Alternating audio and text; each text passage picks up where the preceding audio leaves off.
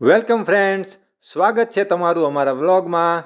આજે આપણે જઈ રહ્યા છીએ સુરેન્દ્રનગર જિલ્લાના પાટડી દસાડા તાલુકામાં ઝીંઝુવાડાનું રણ એટલે કે કચ્છનું નાનું રણ અને ત્યાંની સુપ્રસિદ્ધ જગ્યા વછરાજ બેટ એટલે કે વાછરા દાદાની જગ્યાએ. મિત્રો, આ વાછરા દાદાની જગ્યાનો ટૂંકો ઇતિહાસ આપણે જોઈએ તો વીર વછરાજ સોલંકી કે જેમના નામ ઉપરથી આ જગ્યાનું નામ પડ્યું છે. વીર વછરાજ સોલંકી જ્યારે પરણી રહ્યા હતા ત્યારે તેમનો ત્રીજો મંગળ ફેરો ચાલી રહ્યો હતો ત્યારે જ એક અમંગળ ઘટના ઘટે છે.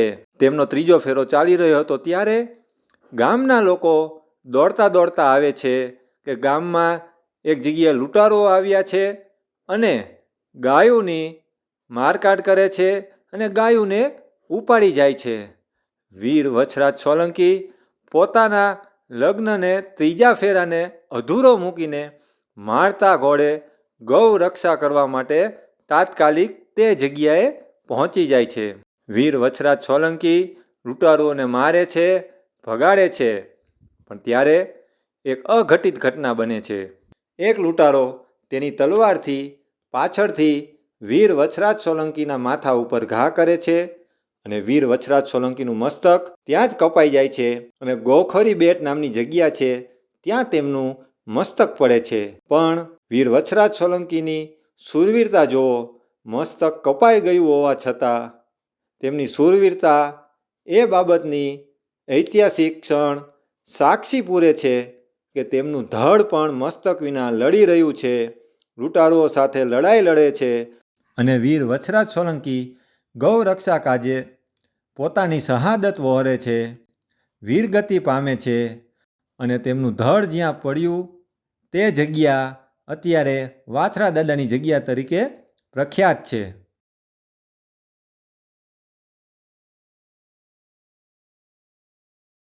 આ વાછરા દાદાની જગ્યા વિશ્વ પ્રસિદ્ધ છે.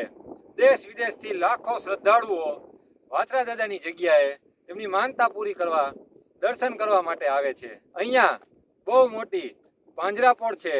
ઘણી બધી ગાયોની અહીંયા સેવા કરવામાં આવે છે, તેમનો નિભાવ કરવામાં આવે છે.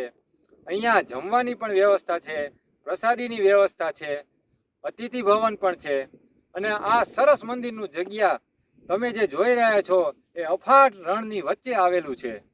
મિત્રો, અહીંયા તમે શિયાળામાં અને ઉનાળામાં જ આવી શકો, કારણ કે ચોમાસામાં આ તમે જે અફાટ રણ જોઈ રહ્યા છો ત્યાં એટલું બધું પાણી હોય છે કે તમને દરિયા જેવું જ લાગે.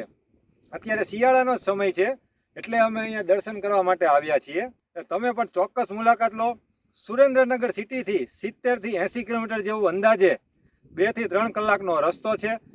કાચો રસ્તો છે પણ એકવાર અચૂક મુલાકાત લેવા જેવી છે. જય વાછરા દાદા.